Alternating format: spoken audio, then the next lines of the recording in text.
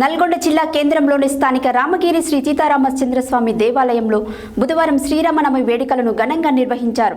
వేద మంత్రోచ్చాల మధ్య సీతారాముల కళ్యాణోత్సవం కన్నుల పండుగగా జరిగింది.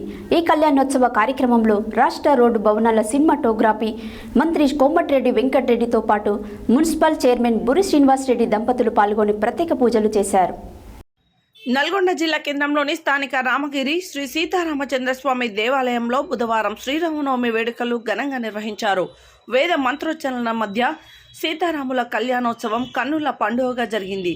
ఈ కళ్యాణోత్సవం కార్యక్రమంలో రాష్ట్ర రోడ్లు భవనాలు సినిమాటోగ్రఫీ శాఖ మంత్రి కోమటిరెడ్డి వెంకటరెడ్డితో పాటు మున్సిపల్ చైర్మన్ బుర్రి శ్రీనివాసరెడ్డి దంపతులు పాల్గొని ప్రత్యేక పూజలు చేశారు.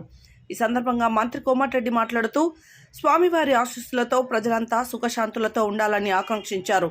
ఈ సంవత్సరం వర్షాలు సమృద్ధిగా కురిసి రైతులంతా పాడి పంటలతో సంతోషంగా ఉండాలని కోరారు. ఈ కార్యక్రమంలో vice chairman Abbagoni Ramesh Goud, ZPTC Vanguri Lakshmaiah, market committee chairman Jukuri Ramesh, పలువురు కౌన్సిలర్లు దంపతులు పాల్గొన్నారు.